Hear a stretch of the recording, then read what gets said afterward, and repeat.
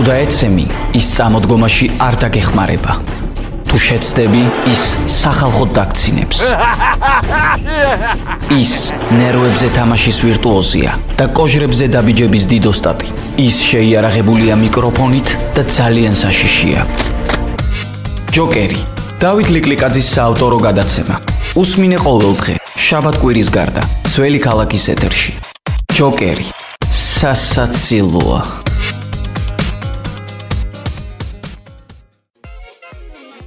ძალიან ხშირად გავიგონებთ ფრაზას ომს მაო რუსეთს რას მოუგებ და ეს გამოთქმა არ არის მხოლოდ რუსეთუმეების მოგონილი სხვათა შორის. ამას თითქმის ყველა ამბობს, ასევე ამერიკის პრეზიდენტი ტრამპიც კი. მაგრამ რეალობაში როგორ არის ამაზე ცოტა ისტორიული პარალელების გავლება არ გვაწყენდა. ეს გადაცემა ჯოკერია, მე დათო ლიკლიკაძე ვარ. თქვენ გვისმენთ რადიო ძველი ქალაქის ეთერში FM 7.9 გამარჯობა. დავიწყოთ იქედან, რომ ყველა დიდი ომი, რომლის მოგებასთან დაკავშირებულია რუსეთი, ის ომი მარტო არ მოუგია. დღეს უკვე საბჭოთა კავშირი დაშლილია და თავმად შეიძლება ითქვას, რომ მეორე მსოფლიო ომი რუსეთმა მოკავშირეებთან ერთად მოიგო. პრაქტიკულად გამორიცხული იყო მისი წარმატება მსოფლიო მოკავშირეების გარეშე.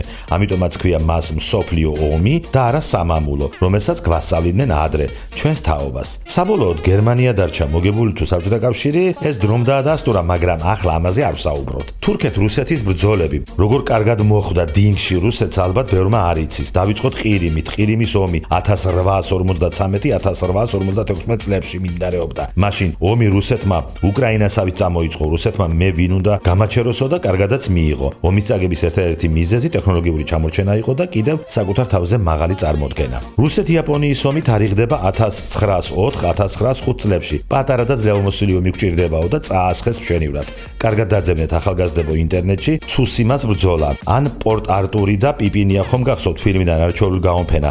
მაგ წაგებაზეა და მაგომზეა საუბარი. მაგ დროს რომ გააცრო პიპინიამ საკუთარ ცხენს. პირველი მსოფლიო ომი მიუხედავად მოკავშირეებისა ისე დაიშალა რუსეთის იმპერია და იმდენი რესურსი დაკარგა, იძულებული გახდა გაქცეულიყო ზავით გერმანელებთან, რომელიც ცნობილია ბრესტ-ლიტოვსკის ზავით. 1918-1920 წლებში ომი ესტონეთთან, პატარა ესტონეთთან ომი წააგეს რუსებმა და გაფორმდა ტარტუს შეთანხმება. ამ პერიოდში რუსეთი პოლონეთთანაც დამარცხდა და რიგი შეთანხმებით დასრულდა ეს ყველაფერი, ვიდრე სტალინმა ჰიტლერის დახმარებით 1939 წელს არ დაამარცხა პოლონეთი. დიახ ბატონებო, ომის დაწყებამდე 2 წლით ადრე ჰიტლერი და სტალინი მოკავშირეები იყვნენ. ფაშისტურ გერმანიაზეა საუბარი. ზამთრის ომი ფინეთთან, სადაც ბოლომდე იბრძოლეს ფინელებმა და არაფრით არ გახდნენ საბჭოთა კავშირის მე-16 რესპუბლიკა. ავღანეთის ომი, სადაც რუსეთი 1979-99 წლებში იყო და საბოლოოდ წაგებული გამოაბუნძულეს იქედან. გავიხსენოთ 1994 წელი პატარა ჩეჩნეთთან წააგეს ომი. 2 წელი იბრძოდნენ და ვერ გატეხეს ჩეჩნები.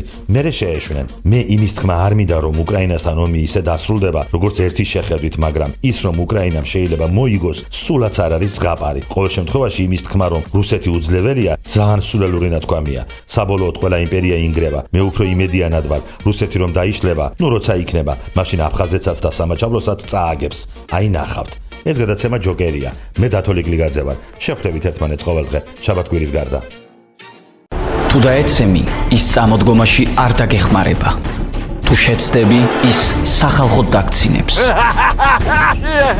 ის ნერვებზე თამაშის ვირტუოზია და კოჟრებზე დაბიჯების დიდოსტატი. ის შეიარაღებულია მიკროფონით და ძალიან საშიშია. ჯოკერი, დავით ლიკლიკაძის საავტორო გადაცემა. უსმინე ყოველდღე, შაბათ-კვირის გარდა, ძველი ქალაქის ეთერში. ჯოკერი, სასაცილოა.